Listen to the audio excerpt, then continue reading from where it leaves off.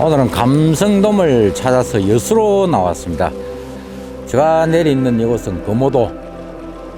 특히 여수 같은 경우에는 아침 해 뜰 때, 아침 물때에 막 폭발적인 그런 입지를 보여주는 곳이 금오 열도권이기도 하는데, 아침 물때는 아직 남아있지만은 왔어.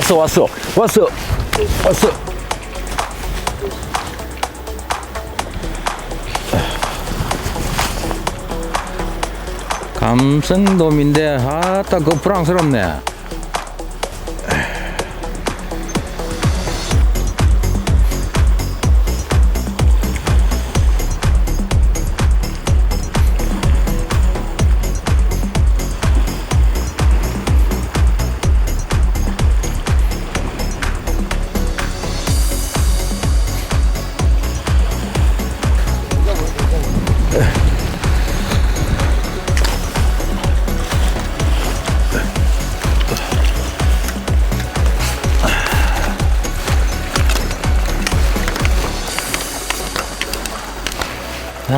차는 게 왜 이래? 감성돔입니다. 감성돔이 한 마리가 올라옵니다.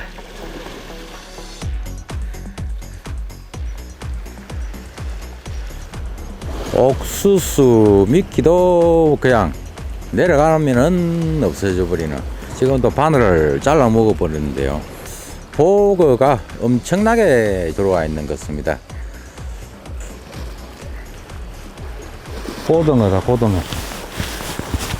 보거가 붙으면은 또다시 고등어까지 붙어 버렸다.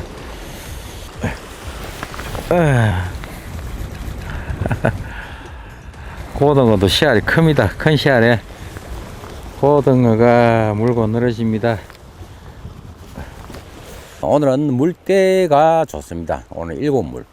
만조 시간이 한 10시경이 만조. 그래서 오늘은 만조에서 설물로 돌아서는 물돌이 시간을 보고 철수를 하도록 하겠습니다. 낚시를 조금 해본 결과 잡어가 많기 때문에 고부력 반유동 장길 조법으로 오늘은 낚시를 해보도록 하겠습니다. 1호치에 쿠션 고무를 하나 넣고, 그리고 사비봉돌 2개를 물렸습니다. 사비봉돌 2개를 물리고 바늘 위에서 한 60cm 위에는 삼비봉돌 하나를 물려서 서서히 이렇게 면사매듭에 탁 다이는 순간부터 서서히 잠기게끔 이렇게 만들어 두었는데, 오늘 잡어 미끼로는 경단 미끼를 가져왔는데요. 이 경단의 무게가 제가 볼 때는 한 3비 이상의 그런 무게가 나갈 겁니다. 그래서 이 경단 무게가 있기 때문에 이 경단이 풀어지든지 아니면은 잡어들에게 따미켜 버리면은 찌가 싹 다시 떠오르는 그런 부력으로 지금 맞춰 두었습니다. 그래서 그 찌가 물속으로 서서히 잠겨 들어갔다가 다시 조금 이렇게 떠오르는 모습을 보면은 경단 미끼가 떨어졌구나 하는 것을 생각을 하면서 낚시를 하기 때문에 조금 편하게 낚시를 할 수가 있습니다. 그런데 이렇게 맞추기가 조금 귀찮습니다. 그런데 한 몇 번만 이 뽕돌을 떼냈다가 붙이고 던지다가 다시 감아들이고 이렇게 하다 보면은 경단이 없을 때와 경단을 달았을 때의 찌의 모양, 어떻게 떠오르고 어떻게 가라앉는지만 확인을 하고 난 다음에 낚시를 하면은 좀 더 편하게 잡어들이 많은 곳에서는 낚시를 할 수가 있습니다. 굳이 이렇게까지 할 필요는 없겠지만은, 그래도 워낙 잡어가 오늘은 많기 때문에 잡어들이 이렇게 미끼를 뜯어 먹어 버리고는 감성돔이 막상 들어왔는데 빈반으로 낚시를 하면은 굉장히 억울할 거 아닙니까, 그죠? 그래서 그 억울함을 조금 해소를 하기 위해서 목이 경단 미끼가 떨어지면은 찌가 머리를 조금 이렇게 치 올릴 수 있는 그런 부력으로 지금은 맞춰 두었습니다. 지금은 찌가 서서히 가라앉아서 찌가 수면 위에서 한 50cm 정도 물속으로 가라앉았습니다. 가라앉았으니까 이것을 다시 조금 수면 되도록이면 수면 가까이에 찌가 장길 조법으로 지금은 채비를 끓였기 때문에 뽕돌이 밑에 수중찌와 뽕돌의 무게가 찌의 무게보다 많습니다. 무겁기 때문에 찌는 면사매듭이 닿으면 서서히 가라앉아야 정상이겠죠. 하는데 되도록이면 가라앉는 것이 예를 들어서 수면에서 표수면에서 뭐 한 1m, 2m 정도 찌가 가라앉아도 아무런 상관이 없습니다. 낚시하는 데는 지장이 없지만은 그래도 조금 재미있게 내가 낚시를 하면서 찌의 움직임을 눈으로 이렇게 보면서 낚시를 하는 것과 그리고 찌가 물속으로 완전 이렇게 잠겨들어서는 찌가 내 시야에서 벗어난 상태에서 낚시를 하는 것은 또 그 재미가 조금 틀릴 겁니다. 그래서 채비를 걷어서 조금 수심을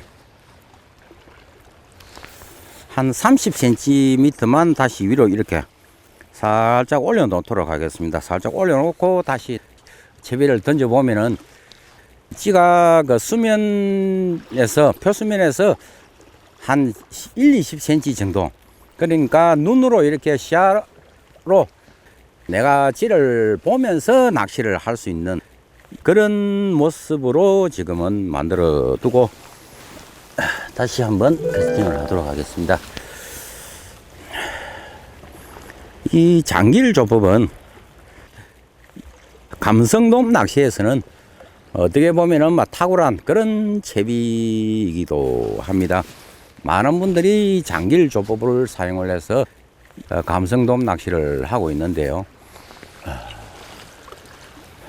초보자들에게는 찌가 보이지 않고 왜 부력이 1호 찌에다가 1호 수중찌를 달아서 찌가 이렇게 동동거리면서 떠내려가는 모습을 보고 그리고 또 입질이 왔을 때는 찌가 쑥 들어가는 모습을 보고 챔질을 해야 그것이 낚시인데 던지면은 찌는 보이지 않고 찌는 보이지 않기 때문에 이래서 어떻게 낚시를 하느냐 하고 조금 걱정스러워 하시는 분들도 뭐 계실지 모르겠지만은 이 장길 조법을 해보면 입질이 들어오면은 그냥 막 원줄을 쭉 끌고 들어가든지 입질이 약할 때는 이 소리대 끝에 있는 원줄을 보고 있으면은 이렇게 휘어졌던 굴곡이졌던 원줄이 쭉 이렇게 살짝 쭉 펴지는 그런 모습을 보면서 챔질을 하면은 되겠습니다. 오늘의 낚시 포인트입니다. 이곳 포인트는 전형적인 감성돔 포인트입니다. 좌우측에 홈통 그리고 발 앞에는 수중 여들이 덤성덤성 이렇게 낚시를 해보니까 박여 있는 전형적인 감성돔 포인트로서는 굉장히 만족한 그런 포인트이기도 합니다. 오늘은 낚시 친구 김주식 씨와 함께 합니다. 밑밥을 치면은 완전 시커먼 열하기보다는 바닷물이 끓어오르는 그런 모양을 나타낼 정도로 잡어들이 너무 많습니다. 밑밥을 배합을 하는 것도 조금 신경을 써서 밑밥을 배합을 하는 것이 좋을 것 같습니다. 저는 오늘 뭐 이렇게 잡어가 많다는 생각은 솔직히 하지를 못하고 평소대로 크릴 5장에 파우더 2봉 그리고 암맥 5봉을 넣어서 나왔는데요. 이런 곳에서 지금 밑밥을 이렇게 뿌리면은 잡어들이 소리를 내면서 지금 올라오고 밑밥을 주워 먹고 있습니다. 과연 이 밑밥이 바닥에 그리고 또 감성돔에게 집어가 될 수 있는 그런 뭐 효능이 있는지 제가 생각을 할 때는 잡어들이 주워 먹어도 효과는 있습니다. 감성돔은 후각이 발달이 되어 있기 때문에 밑밥의 크릴 냄새라든지 아니면 파우더 냄새 이런 냄새만 맡아도 모여 그 집어 효과를 볼 수가 있는 그런 어종이기도 합니다. 그래서 되도록이면 이런 곳에 올 때는 암맥과 빨리 좀 가라앉는 크릴 같은 경우에는 좀 이렇게 천천히 가라앉다 보니 잡어들에게 다 이렇게 먹혀버립니다. 하지만은 조금 빨리 가라앉는 옥수수라든지 아니면은 암백 같은 조금 무게가 있는 그런 곡물류를 조금 많이 섞어서 나오면은 아무래도 좀 더 효과적인 그런 밑밥 배합법이 될 것 같습니다. 야, 저 선상낚시에 3마리 했다. 뭐고? 고등어가. 일교차가 너무 심한 그런 철입니다. 지금 새벽에 갯바에 내렸을 때는 겨울철 그 추위를 느꼈는데 해가 뜨니까 지금 오늘은 완전 안에 지금 땀이 축축하게 지금 날 정도로 덥습니다. 그래서 낚시는 또 상쾌한 기분으로 해야 되기 때문에 옷을 좀 갈아입고 낚시를 하도록 하겠습니다.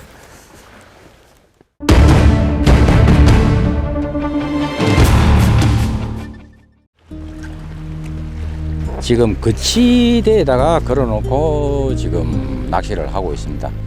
물론 뭐 하루 종일 낚시를 하다 보면 피곤하면 저렇게 할 수도 있겠죠. 하지만은 저렇게 거치대를 걸쳐 놓고는 솔직히 낚기가 힘이 듭니다. 아무리 피곤하더라도 낚싯대를 손에 쥐고 살랑살랑 좀 흔들어 준다든지 유인 동작, 견제 동작을 취해 주지 않으면은 마리수에 그리고 또 감성돔이 들어온다 하더라도 입질 받기가 힘이 듭니다. 살이 물때지만 흐르지 않는 조류와 수많은 잡어들 속에서 고전을 하지만 물때가 되면 감성돔은 들어온다는 기대 속에 최선을 다해봅니다. 뭐고? 감성돔이네. 야, 침묵을 지키고 있던 주식시의 낚싯대가 멋지게 포물선을 그립니다.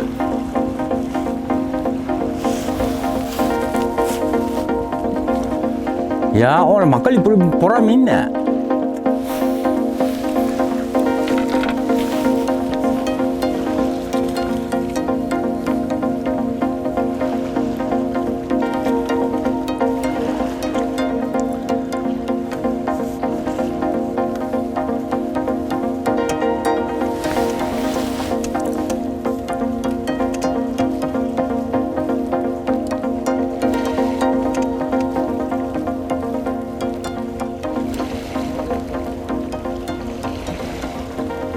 아침에 개를 가져온 걸 깜빡 잊고 때가 안 쓰다가 방금 개 한 마리 끼어서 던졌는데 그 짧은 순간에 한 마리 좀 묶고 올라왔습니다. 자, 저도 개미끼를 한번 끼워보도록 하겠습니다. 개미끼는 사용하는 크기가 한 요 정도 같으면은 딱 적당한 사이즈입니다. 엄지 손톱만한 그런 개미끼를 구해서 사용을 하면 되는데요. 이것은 가장 쉽게 깨는 방법은 배 쪽에서 이렇게 가운데를 관통을 시켜서 등 쪽으로 이렇게 빼내어서 사용을 하는 방법이 있습니다. 그리고 또 요거보다 적은 개, 조금 작은 개라고 생각이 들면은 엽깨기가 있습니다. 맨 마지막 찍발 옆으로 이렇게 관통을 시켜서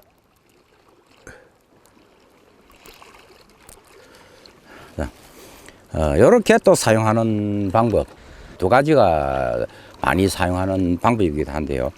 그리고 또 개미끼를 사용할 때 조금 큰 개다 생각이 들면은 큰 엄지발을 떼내고 사용을 하는 것이 좋습니다. 자, 지금부터 개미끼로서 저도 한 마리를 낚아보자.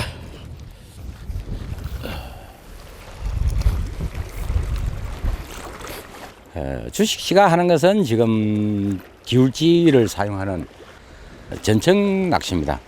하는데 이곳에서 제가 오늘은 전청 낚시보다는 잡어가 많기 때문에 고부력 잠길 조법으로 지금은 낚시를 하고 있습니다. 이 잠길 조법 같은 경우에는 저는 테크닉의 맹신이라고는 할 수가 없겠지만은 감성돔이 있으면은 낚는다 하는 그런 솔직히 믿음은 있습니다. 이 잠길 조법은 내가 바닥을 찍기 싫어도 강제로 밑에 달았던 뽕돌이 서서 이렇게 내려가면서 바닥을 더듬으면서 이렇게 초리대를 들어서 살짝 띄웠다가 다시 한번 놓고 하면은 아주 자연스럽게 바닥을 짚고 흘리고 바닥을 짚고 흘리고 하는 그런 기법이기 때문에 막 감성돔이 그 주위에 있으면은 낚을 수 있는 그런 조법이다라고 저는 낚시인들에게 또 이야기도 많이 합니다. 하는데 그것이 오늘은 믿음이 가지 않는 그런 이야기가 되어버린 것 같습니다. 그런데 이 장길 조법은 솔직히 지금 감성돔 얼굴을 봤으니까 한두 마리의 감성돔 얼굴은 보여드리도록 하겠습니다. 고등어가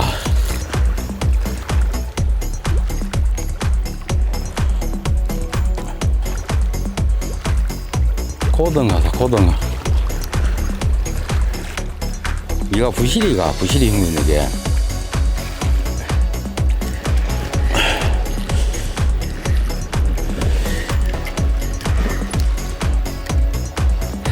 참 이야 크다.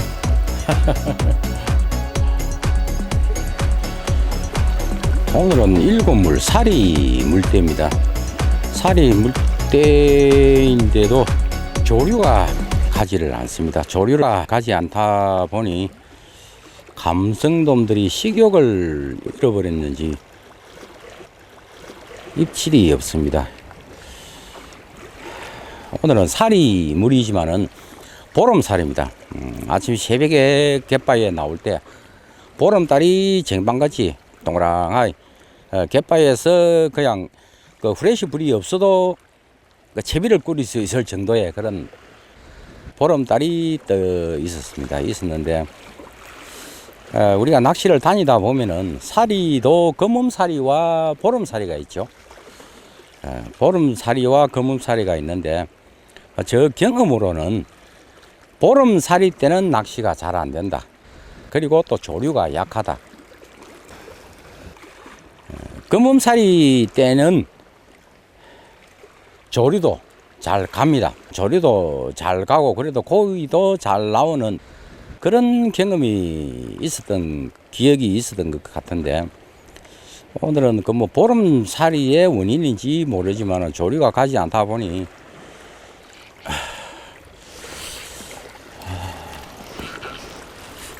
끌림만 생기고 감성돔 낚시에서 미끌림이 생긴다는 것은 물속에 수중저가 잘 발달이 되어 있다는 증거이기도 하지만 흐르지 않는 조류라 조금만 견제 동작이 뜸해지면 어김없이 미끌림이 발생을 합니다.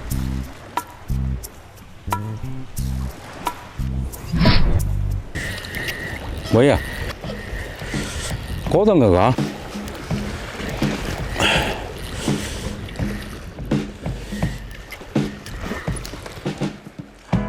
무엇이냐? 고등어다. 정경이구나.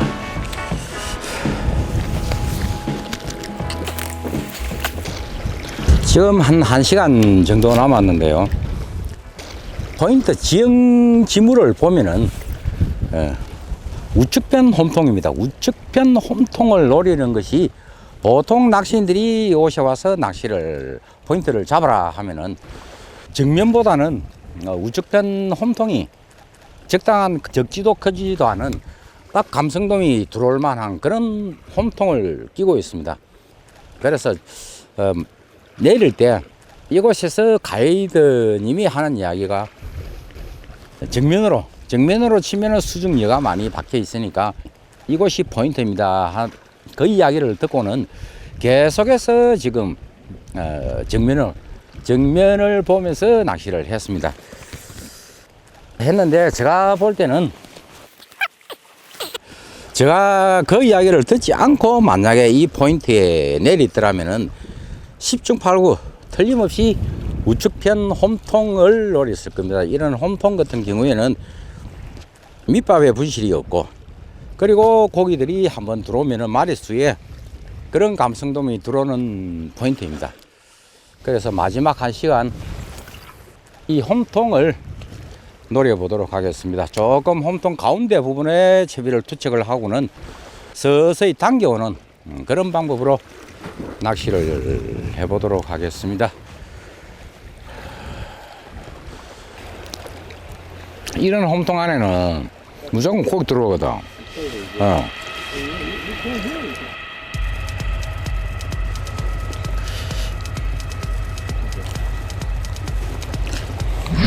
왔어. 갑시다. 감성돔입니다.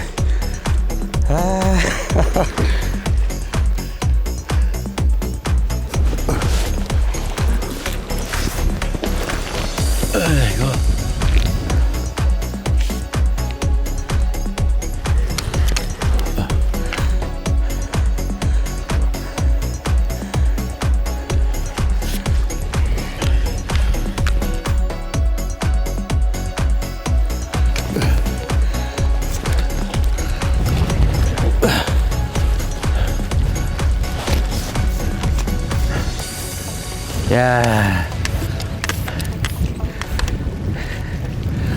홈통 안을 노렸습니다. 홈통 안을 노리니까 감성돔입니다. 크지는 않지만은 반가운 감성돔입니다. 본도권은 아니지만 초겨울 낚시터로 유명한 거모도의 낚시를 갈 때는 필히 잡어채치 미끼를 준비하고 물때를 기다리면 감성돔 얼굴을 볼 수가 있습니다. 낚시를 하면 할수록 더 어려운 것이 낚시가 아닌가. 즐기는 취미생활로 하는 낚시지만 마음대로 되지 않는 것이 낚시인가 봅니다. 오늘은 여기서 마치도록 하겠습니다.